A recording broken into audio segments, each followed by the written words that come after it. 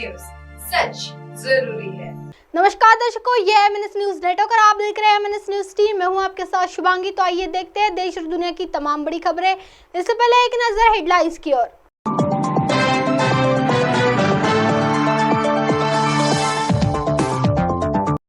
नागपुर में लव जिहाद का सनसनीखेज मामला, जब आप तक यह वीडियो पहुंचेगी मैं जिंदा नहीं रहूंगी। नक्सलियों का 3 दिन में हिसाब चुकता, छत्तीसगढ़ में बड़ा एनकाउंटर, 6 कर दिए ढेर। ईडी को वॉशिंग मशीन में मिले करोड़ रुपए, पता है गड्डियों से भरी है ये मशीन किसकी है। आइए देखते हैं खबरें विस्तार से। नागपुर में लव जिहाद का सनसनीखेज मामला, जब आप तक यह वीडियो पहुंचेगी मैं जिंदा नहीं रहूंगी। लव जिहाद का एक सनसनीखेज मामला नागपुर से सामने आया है, जहां एक हिंदू लड़की ने ब्लैकमेलिंग से तंग आकर सुसाइड करने की बात करते नजर आ रही है। लड़की सुसाइड करने से पहले एक वीडियो जारी कर लोगों से उसे सपोर्ट करने की मांग की है और कहा है कि अगर मैं आज उस ब्लैकमेलर परिवार के खिलाफ एक्शन नहीं लूंगी तो वह लड़का न जाने कितनी लड़कियों की और भी जिंदगी बर्बाद कर देगा। एक हिंदू लड़की ने करीब 8 मिनट का यह वीडियो शेयर कर एक मुस्लिम लड़के पर आर्थिक और शारीरिक रूप से शोषण करने, रेप करने और धर्म परिवर्तन करने तक का आरोप लगाया है। एक पोस्ट में उनके कई सनसनीखेज खुलासे किए हैं। जस्टिस फॉर महाराष्ट्र गर्ल, उसने कहा कि जब आप तक ये वीडियो पहुंचेगी मैं जिंदा नहीं रहूंगी। मोहम्मद सोफिया ने मेरे साथ लव जिहाद किया। उसके अब्बू अम्मी तीनों बहनें सब ने मिलकर मेरे साथ धोखा किया है, मेरा शारीरिक शोषण किया, पैसे भी लिए। प्रवक्ता सुधांशु त्रिवेदी ने सोशल मीडिया प्लेटफॉर्म एक्स पर पोस्ट किया है। लव जिहाद के यह चौंकाने वाला मामला सामने आने के बाद यह वीडियो सोशल मीडिया पर जमकर शेयर किया जा रहा है और लोग जस्टिस फॉर महाराष्ट्र गर्ल का उपयोग करके वीडियो को शेयर कर रहे हैं। मेरा नाम रानी निषाद है। मैं महाराष्ट्र के एक छोटे से सिटी बल्लारशा से बिलोंग करती हूँ। मेरी एज 18 इयर्स है और जब तक आप लोगों तक ये वीडियो पहुँचेगी मैं इस दुनिया में नहीं रहूँगी। मैं एक हिंदू फैमिली से बिलोंग करती हूँ और इतने सारे लव जिहाद के केसेस देखे हैं और अब ये और एक केस। मेरे साथ ऐसा हुआ कि जो लड़का था, मुस्लिम था, मोमेडियन था, उसने मुझे 1 साल तक रिलेशनशिप में रखा और मुझे फिजिकली और फाइनेंशियली दोनों टाइप से यूज़ किया। उसे जितना लगता था उसने हर टाइप से यूज़ कर लिया और इतना सब होने के बाद उसकी फैमिली में मेरे बारे में पता था। उसके घर वाले भी जानते थे, उसकी सिस्टर्स जानती थी। 3 सिस्टर्स है और तीनों में से 2 सिस्टर्स मुझे ज़्यादा अच्छे से जानती थी। और इतना सब होने के बाद उसने मुझे हर टाइप से यूज़ कर लिया और फिर मुझे ब्लैकमेल करना चालू किया। अब वो मुझे ब्लैकमेल कर रहा है कि अगर तूने मेरे साथ ये नहीं किया, वो नहीं किया, या फिर मुझे पैसे नहीं दिए तो वो मेरे प्राइवेट फ़ोटोज़ मेरे घर पर लाकर दिखा देगा, लोगों को दिखा देगा। मुझे धमकियाँ दे रहा है, मुझे टॉर्चर कर रहा है एग्जैक्टली। और जो कुछ हुआ है एग्जैक्टली, उसने मेरा रेप किया, वो मुझे ब्लैकमेल कर रहा है, उसने बहुत टॉर्चर किया, बहुत। उसकी फैमिली ने भी मुझे बहुत टॉर्चर किया। और अगर मैं अब ये बात सामने लाना चाहती हूँ तो उसके फैमिली वाले मुझे बार बार कुछ ना कुछ करने का ट्राई कर रहे हैं।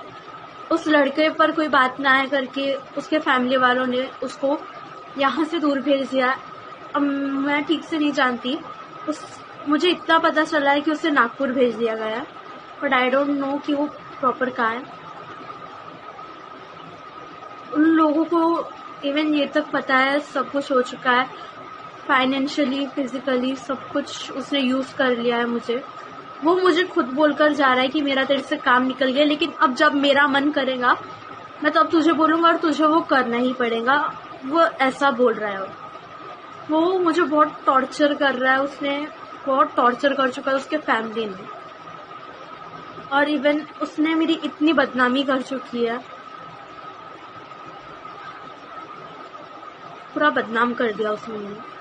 तो और मैं अकेली नहीं हूँ, उसने खुद बोला है और मैं खुद जानती हूँ कि मेरे अलावा और बहुत लड़कियों के साथ वो गलत कर चुका है और वो आगे करेगा। तो अब उन लड़कियों ने एक्शन नहीं लिया, इसलिए आज मेरी ये हालत है। अगर आज मैं एक्शन नहीं लेती इनके खिलाफ तो आगे पता नहीं और कितनी लड़कियों की जिंदगियां बर्बाद होती। तो मैं आज इन लोगों की असलियत सामने लाना चाहती हूँ ताकि आगे किसी के साथ गलत ना हो। और लोग ये जो करते हैं ना, वो सब करने से पहले सोचे कि तुम किसी के घर की जिंदगियां बर्बाद कर रहे हो। मैं नहीं जानती ये सब क्या था, क्या हुआ मेरे साथ। उसने बहुत कुछ गलत किया।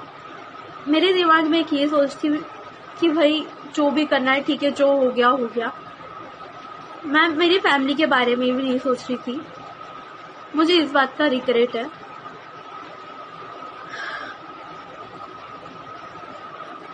उसने मुझे बहुत फोर्स भी किया, उसके फैमिली ने मुझे फोर्स किया। उसकी सिस्टर मुझे फोर्स करती थी कि तुम मॉमेडियन बन जाओ तो तुम लोग अब साथ रह सकोगे, ऐसा वैसा, ये वो। तो मैं वो सब तक करने के लिए रेडी थी। बट उस लड़के को पता नहीं क्या लगा क्या नहीं, उसने घर पे बोल दिया कि ऐसा वैसा पता नहीं क्या है और मुझे टॉर्चर करने लगा, मेरे साथ ये सब किया और बस अचानक से गायब होने का पता नहीं क्या है। तो उसने, उसकी फैमिली और इवन उसके फ्रेंड्स, बहुत लोग शामिल है। उसके कुछ 7-8 फ्रेंड्स हैं। वो उसकी 3 सिस्टर, उसकी मम्मी पापा और उसकी एक रिलेटिव है फायजा शेख, ये सब शामिल है। मैं नहीं जानती मेरे पहले और कितनी लड़कियां थी, मतलब मैं कुछ लड़कियों को जानती हूँ और जहाँ तक कि उनके बारे में उनसे पूछा है, पता किया है तो बहुत कुछ पता चला है। तो उन लड़कियों के लिए भी और आगे किसी की जिंदगी बर्बाद ना हो, इसलिए आज मैं एक्शन ले रही हूँ इन लोगों के, इनके फैमिली के खिलाफ। एग्जैक्टली मैं जो भी मेरे साथ होगा, आई डोंट थिंक मैं सुसाइड करूँगी या फिर जो भी है। ये सुसाइड नहीं हो सकता, ये मर्डर होगा, इनके फैमिली के थ्रू किया होगा। क्योंकि इतना सब टॉर्चर करने के बाद, ब्लैकमेल करने के बाद, लड़कियों को बदनाम करने के बाद, ये लोग क्या एक्सपेक्ट करते हैं कि लड़कियां कैसे एग्जिस्ट करे जब लड़कियों की तुम इज्जत नहीं छोड़ रहे हो।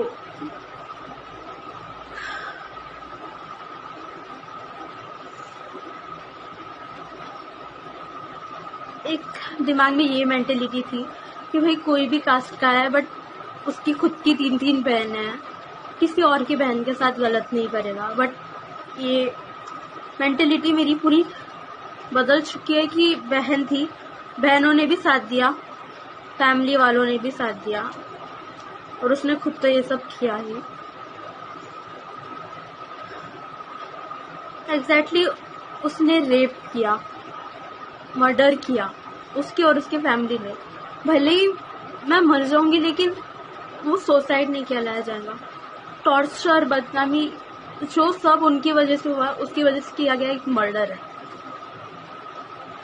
ब्लैकमेल किया उसने मुझे, बहुत टॉर्चर किया, धोखेबाजी की।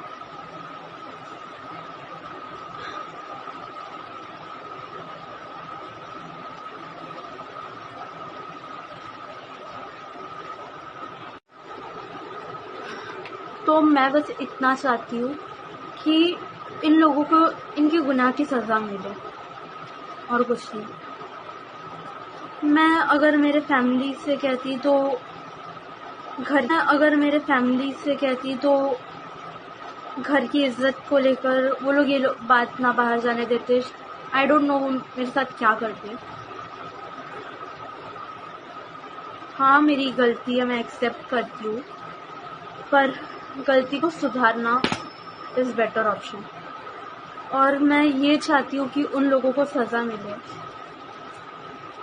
और प्लीज मुझे सपोर्ट कीजिए ताकि मेरे साथ जो है वो आगे किसी और के साथ ना हो। इस वीडियो को शेयर कीजिए प्लीज। Thank you.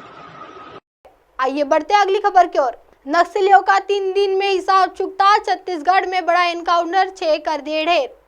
लोकसभा चुनाव से ठीक पहले छत्तीसगढ़ के बीजापुर में जवानों और नक्सलियों के बीच जमकर मुठभेड़ हुई। इस मुठभेड़ में जवानों ने गोलीबारी करते हुए 6 नक्सलियों को ढेर कर दिया। इस घटना की पुष्टि एएसपी जितेंद्र कुमार यादव ने की है। बता दें कि छत्तीसगढ़ के बीजापुर में बासागुड़ा थाना क्षेत्र अंतर्गत सुरक्षा बलों और नक्सलियों के बीच जमकर मुठभेड़ हुई। सुरक्षा बलों की टीम में कोबरा 210, 205, सीआरपीएफ 229 बटालियन व डीआरजी की संयुक्त टीम ने यह कार्रवाई की है। जवानों ने जंगल में नक्सलियों पर जमकर गोली बरसाई है। जवानों के द्वारा की गई फायरिंग में 6 नक्सलियों को मारे जाने की खबर सामने आ रही है।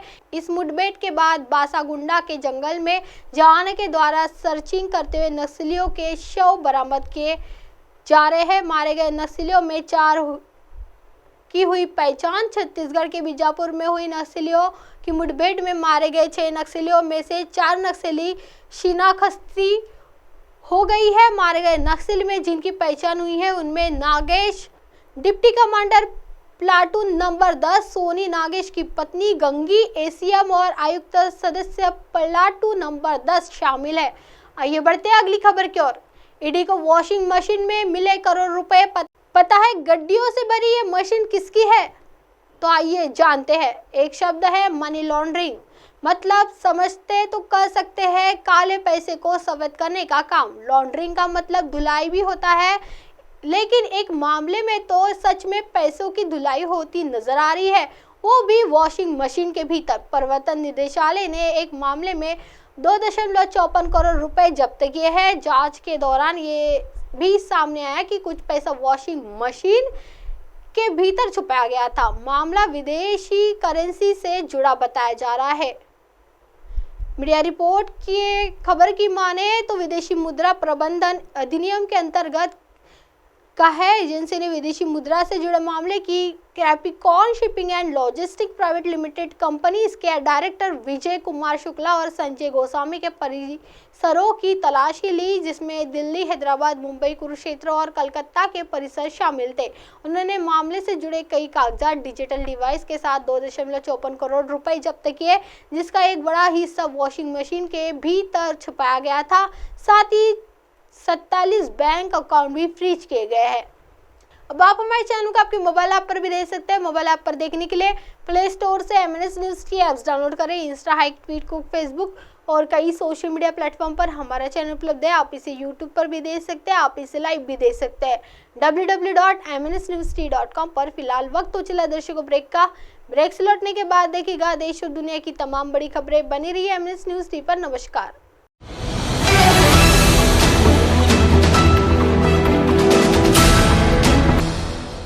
ये है MNS न्यूज़ नेटवर्क और आप देख रहे हैं MNS न्यूज़।